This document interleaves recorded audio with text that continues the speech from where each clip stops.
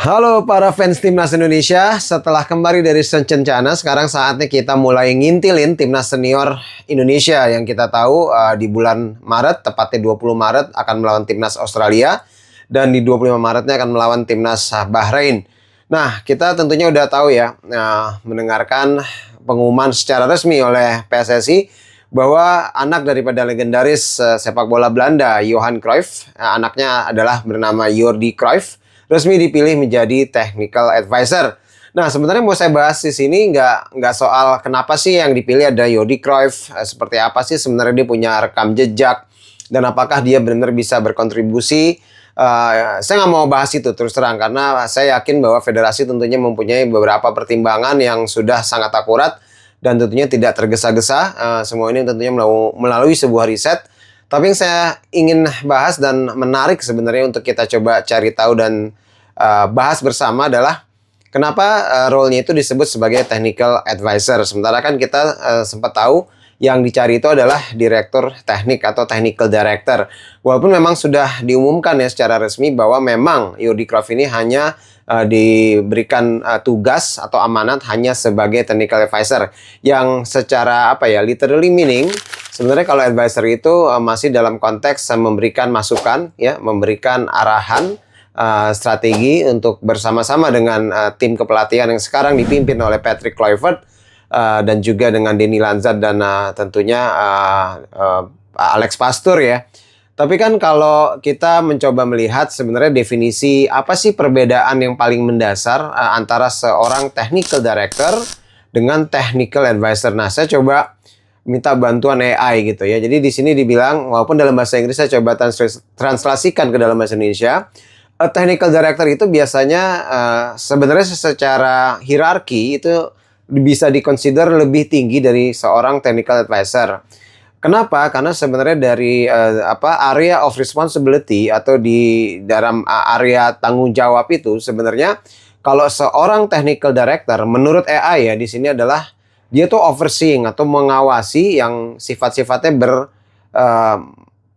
technical ya, lebih teknis, dan memang ada bobot memberikan decision making atau keputusan dalam skala hanya sebuah project ataupun dalam sebuah skala memimpin sebuah organisasi. Nah, sementara dalam keterangan AI di sini dibahas kalau technical advisor itu sebenarnya primary role-nya gitu ya.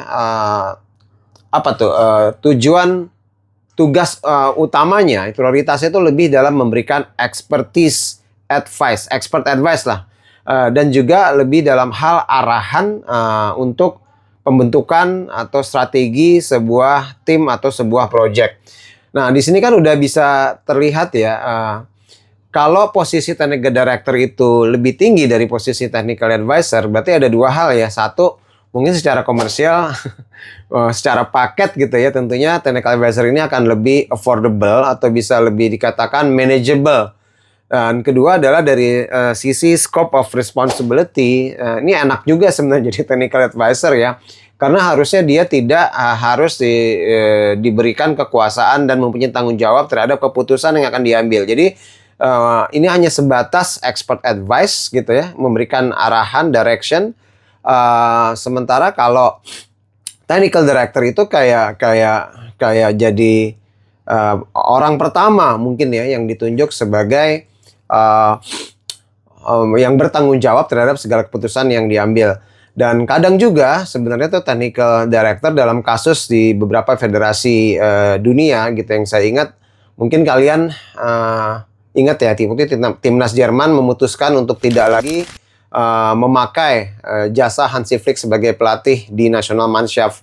Yang terjadi saat itu adalah di masa Federasi Sepak Bola Jerman atau DFB mencari penggantinya, diputuskan adalah technical director saat itu, yaitu adalah Rudi Völler, sempat memimpin dua laga timnas nasional Jerman ya.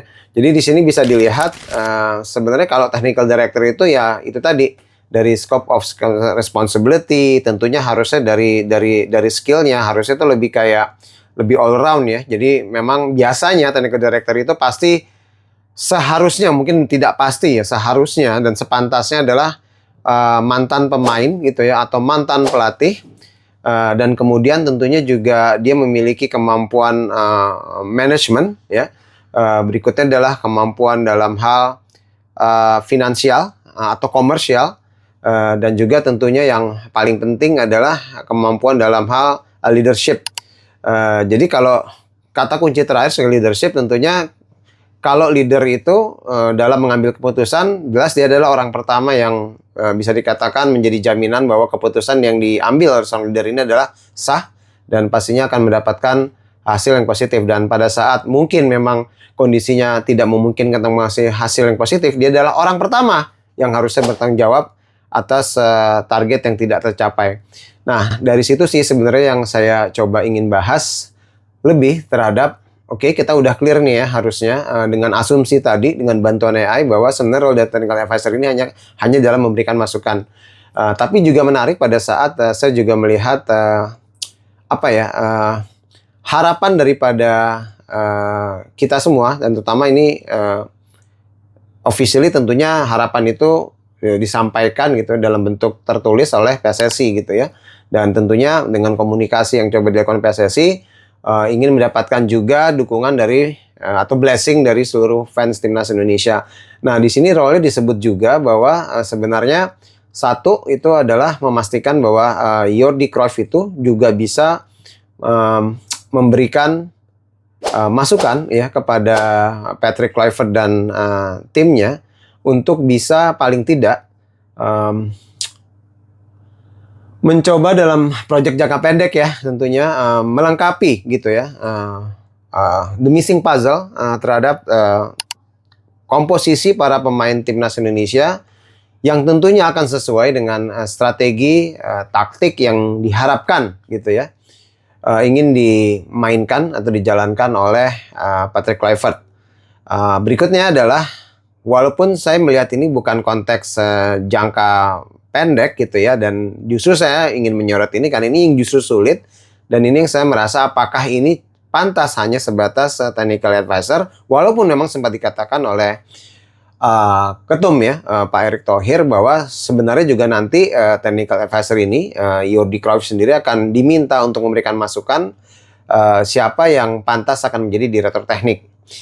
Nah, ini terlepas dari apakah Jordi Cruyff memenuhi kriteria, ya saya rasa ngapain ada dua atau ngapain harus mengganti Jordi Cruyff dan kemudian mencoba meng-hire hal yang sama. Seharusnya saya melihat ini adalah dalam satu streamline ya.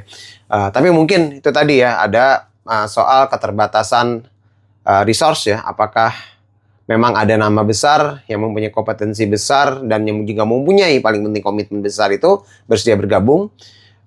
Kedua adalah tentunya apakah memang kita mempunyai kemampuan gitu ya dalam banyak hal, walaupun mungkin beberapa orang dengan mudah apakah punya duit gitu ya untuk mendapatkan seorang technical director yang sangat kompeten. Tapi balik lagi semuanya itu adalah it's all about